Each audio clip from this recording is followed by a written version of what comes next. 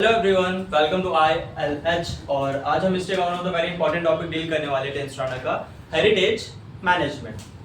One of the एक एक करके डील करते चीजें क्या है। ओके चलो, इस लेसन में बेसिकली हम स्टार्टिंग से पढ़ने वाले हमारा इंट्रोडक्शन, देन आता हमारा sources of history, their conservation and preservation, oral sources, necessary trainings. Okay start करते हैं।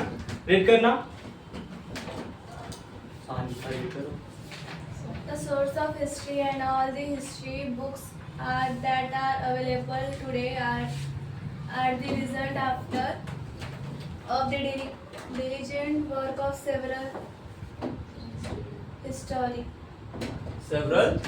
historians। अब बेसिकली फर्स्ट स्लाइड में क्या बता रहे हैं, पास्ट में जो भी चीजें हुई है, पास्ट में जो भी चीजें हुई है उन सभी को एक बुक में कैप्चर करा है, और आज प्रेजेंट में हम जो चीजें देखते हैं वो उसी का अंजाम है। जैसे अगर हम प्रेजेंट की बात करें तो आज क्लास में जो भी चीजें होने वाला है, तो कोई आप में से क्या करेगा, वो सारी चीजें एक बुक में नोट डाउन कर लेगा, और आज से 20-30 साल बाद जब आपके बच्चे उस बुक को खोलेंगे तो कहेंगे सर पापा या फिर मम्मी लास्ट में ऐसी ऐसी चीजें हुई थी, वो सारी चीजें मेंशन है। तो सेम हम जो हिस्ट्री में जो भी चीजें हुई है उसे हम वैसे ही आज प्रेजेंट में डील करते हैं, और हम उस चीज को कैसे पढ़ते हैं, बाय द हिस्टोरियंस। हिस्टोरियंस कौन होता है? एक ऐसा पर्सन जो हिस्ट्री के बारे में डील करता है, उसके बारे में लिखता है। साइंटिस्ट का नाम सुनो ना, साइंटिस्ट, मैथमेटिशियंस, उनके कंट्रीब्यूशन रहते हैं उनके सब्जेक्ट्स में। हिस्टोरियन एक ऐसा पर्सन है जिसका कंट्रीब्यूशन रहता है हिस्ट्रीज में। ओके चलो आगे हमारा इंस्टीट्यूट्स लाइक लाइब्रेरीज, म्यूजियम्स, आर्चिव्स। अब आर्चिव्स बेसिकली क्या होता है? म्यूजियम एक ऐसी जगह है जहाँ पे सारी जो पुरानी चीजें हैं उन्हें स्टोर किया जाता है। आर्चिव्स एक ऐसी जगह है जो भी ऐसी चीजें जो रिटन फॉर्म में अवेलेबल है। किस फॉर्म में अवेलेबल है? रिटन फॉर्म में। जैसे डॉक्यूमेंट्स हो गए, इंडिया जब पार्टीशन हुआ तो हमारा जो इंग्लैंड के साथ एक बॉन्ड साइन हुआ था, ठीक है, वो सारी चीजें मेंशन, जो भी पेपर वर्क से ना, सारी चीजें जो इतिहास के बारे में बता रहे हैं वो सारी चीजें आर्चिव्स में रहती है। ठीक है, नेक्स्ट क्या बता रहे? तो मैं रीड करूं। conserve and preserve this precious historical heritage। अब हमारा टर्म क्या होता है चीजों को लेके कि ये जो पास्ट की चीजें उन्हें हम प्रिजर्व करें। क्यों प्रिजर्व करना है? इतिहास पढ़ना हमारे लिए बहुत ज्यादा इंपॉर्टेंट है। ठीक है, अगर हमने हिस्ट्री में पढ़ा ही नहीं होता कि 2 वर्ल्ड वॉर हुए हैं, सेकेंड वर्ल्ड वॉर में न्यूक्लियर बॉम्ब का यूज किया गया है, और न्यूक्लियर बॉम्ब से कितनी ज्यादा क्या कह सकते हैं उसे, रेडिएशन इमिट हुआ था कि वहां पे प्रेजेंट में भी बहुत सी सिचुएशन प्रॉपर नहीं है। ओके, तो पास्ट में हमने चीजें पढ़ी तब पता है, तो हमें इस चीज को कंजर्व करके रखना है। हाँ, न्यूक्लियर बॉम्ब से ऐसे ऐसे रिएक्शंस होते हैं, तो हर कोई यूज करता है कि न्यूक्लियर बॉम्ब अभी नहीं। चलो नेक्स्ट देखते हैं क्या। They choose important specimen from the heritage collection exhibit. अब बेसिकली क्या बता रहे हैं, जो भी पास्ट की चीज है जो इंपॉर्टेंट इवेंट्स को दर्शाती है या अपने अंदर वो एक वैल्यू को होल्ड करती है, उन चीजों को एग्जिबिट किया जाता है म्यूजियम्स में। इसका बेस्ट एग्जांपल दी तो मोनालिसा की पेंटिंग, पता है ना किन्होंने बनाया था उसे? Leonardo da Vinci. कौन से कंट्री से बिलोंग करते थे ये? इटली। चलो नेक्स्ट देखते हैं। नेक्स्ट क्या हमारा? They also publish, अभी क्या क्या चीजें पब्लिश करते हैं देखो, रिसर्च जर्नल्स, सेकंड आता है हमारा इंफॉर्मेटिव पैम्पलेट्स,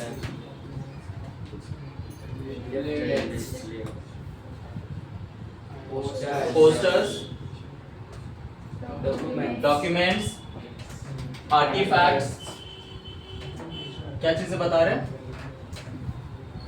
ठीक करो। which are not exhibit but historically very important and stored in the museum and archives। अब ये जो कुछ चीजें है ना, ये देखो, ये एग्जिबिट नहीं किया था, मतलब पब्लिकली लोगों को शो नहीं किया जाता है। जैसे म्यूजियम्स में क्या रहता है, सारी चीजें शोकेस की गई रहती है, आप देख सकते हो चीजों को, बट इन चीजों को शोकेस नहीं किया जाता क्योंकि ये हिस्ट्री का वन ऑफ द इंपॉर्टेंट चीज है, इन्हें प्रिजर्व करना ज्यादा बेटर है। किसी भी चीज को पब्लिकली अगर करा तो पॉसिबिलिटी ज्यादा है कि वो चोरी भी हो सकते हैं। ठीक है, नेक्स्ट हमारा This is done after completing necessary treatment for their conservation and preservation। देखो दिख रहा, अब ये ऑलरेडी इतना टूटा फूटा है, अगर म्यूजियम में एग्जिबिट करा, कोई शैतानी बच्चा आ गया तोड़ दिया, तो हिस्ट्री का जो वन ऑफ द इम्पोर्टेंट चीज था अब वो पहले की तरह प्रेजेंट रहेगा हमारे सामने नहीं।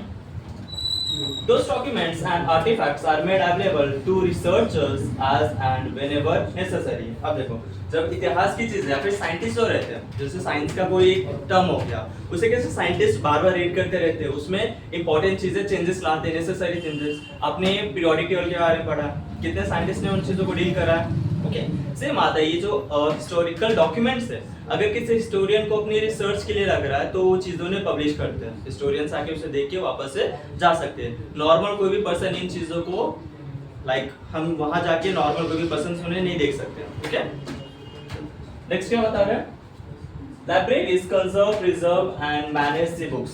सिंपल सा टर्म है, लाइब्रेरी क्या करता है, बुक्स को कंजर्व करता है, प्रिजर्व करता है और चीजों को मैनेज रखता है। नेसेसरी ट्रेनिंग्स, अब इन चीजों में नेसेसरी ट्रेनिंग्स क्या है वो डील करते हैं। Sources of history, their conservation and preservation. पहले तो मुझे बता सोर्सेस ऑफ हिस्ट्री कितने हैं, कितने हैं, 1 2 3 4 कितने, 3। पहला आता है हमारा ओरल सोर्स, सेकंड आता है हमारा रिटन सोर्स और थर्ड आता है हमारा मटेरियल सोर्स। और प्रेजेंट में एक और सोर्स है हमारा। अब देखो ये जो तीनों है ना, इन्हें क्या हमें प्रिजर्व करने के लिए कुछ नेसेसरी ट्रेनिंग्स लगती है, वो चीज हम डील करेंगे। एक और है ऑडियो एंड विजुअल सोर्स, जो कि मॉडर्न पीरियड से स्टार्ट हुआ हमारा, ठीक है। ईच स्टेप्स लाइक, अब स्टेप्स क्या क्या कंसीडर करते हैं हम प्रिजर्वेशन के लिए। फर्स्ट आता है हमारा कलेक्टिंग सोर्सेस ऑफ हिस्ट्री, सबसे पहले किसी भी चीज को कलेक्ट किया जाता है। सेकंड आता है हमारा creating their records and indexes. सभी के पास टेक्स्ट बुक है, उस टेक्स्ट बुक में जो लेसन्स रहते हैं ना, लेसन्स में क्या क्या डील करोगे, मेन टॉपिक क्या है, सब इंडेक्स में दिया जाता है, ठीक है। वैसे हम जो चीजें कलेक्ट कर रहे हैं उन चीजों को एक स्पेसिफिक जगह पे रखा जाता है और उनका रिकॉर्ड्स लिखा जाता है कि हाँ हमारे पास प्रेजेंट में ये सारी चीजें अवेलेबल है। नेक्स्ट आता है हमारा exhibiting manuscripts, exhibiting old books and last one exhibiting artefacts. After completing necessary treatments requires very careful handling and management। अब जो भी चीजें हम प्रिजर्व कर रहे हैं, जो भी चीजें हम कलेक्ट कर रहे हैं, उन्हें प्रिजर्व करना बहुत ज्यादा इंपॉर्टेंट होता है। नहीं तो हमने ये भी सुना है कि मोनालिसा की पेंटिंग चोरी भी हो चुकी है बहुत बार, ठीक है। अब जो मोनालिसा की पेंटिंग है, किसी ने ऐसे स्टोन फेंका था, तो जो हैंड का पोर्शन है वहां पे थोड़ा सा पेंट ना डिफरेंट है। ओके, नेक्स्ट चीज क्या बता रहे हैं,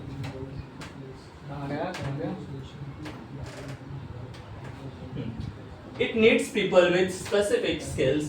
only trained persons who are duly qualified can take up these tasks। अब ये जो सारी चीजें हमने पढ़ी, हिस्ट्री की चीजें कलेक्ट करना, प्रिजर्व करना, उन्हें अच्छे से कलेक्ट करके चीजें रखना, उनके मैन्युस्क्रिप्ट्स बनाना, अब ये चीजें हर कोई पर्सन नहीं कर सकता। स्किल पर्सन्स हमें इन चीजों के लिए क्वालिफाइड चाहिए, रिक्वायर्ड रहते हैं, ठीक है। Oral sources of history, collecting and compiling of folk songs and folk talks।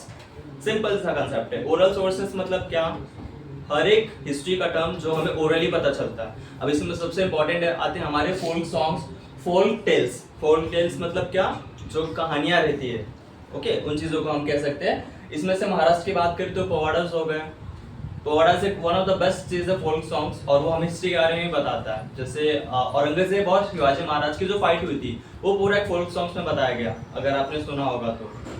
सुने हो, इसके बाद तो सुनेंगे चीजें। नेक्स्ट बता रहे हैं classifying, analysing and interpreting the compiled materials. अब जो भी चीजें हैं ना, हर चीज को क्लासिफाई किया जाता है। अब साइंस में पढ़ते हो ना, उसमें देखो चीजें क्लासिफाइड है, physics, chemistry, maths, biology. Maths हमारा साइंस का पार्ट है, आगे जाके उसे का अलग सब्जेक्ट दे दिया है। तो प्रेजेंट में आता है हमारा फिजिक्स, केमिस्ट्री एंड बायोलॉजी। अब फिजिक्स की जो भी चीज है फिजिक्स में पढ़ते हो, केमिस्ट्री का जो भी टर्म आता है केमिस्ट्री में आता है, एंड बायोलॉजी लिविंग ऑर्गेनिज्म से रिलेटेड जो भी चीज आती है वो बायो में पढ़ते हैं। वैसे ओरल सोर्स में जो भी चीजें कलेक्ट की जाती है तो उनके भी अलग अलग क्लासिफिकेशंस आते हैं, फिर उनमें उन्हें क्लासिफाई करके रखा जाता है। ओके,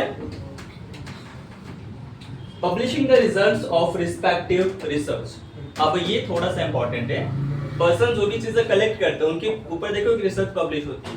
कि हाँ इन पर्सन्स को, आर्कियोलॉजिस्ट को ऐसे कुछ जगह पे ये सारी चीजें मिली जो कि हमें हड़प्पन सिविलाइजेशन के बारे में बता रही है, इंडस वैली सिविलाइजेशन के बारे में बता रही है। तो जो भी चीज आपके पास कलेक्ट हो रहा है उसके बाद फिर एक रिसर्च पेपर पब्लिश होती है जो कि पब्लिकली की जाती है ताकि सभी को उस रिसर्च के बारे में पता चल सके। ठीक है,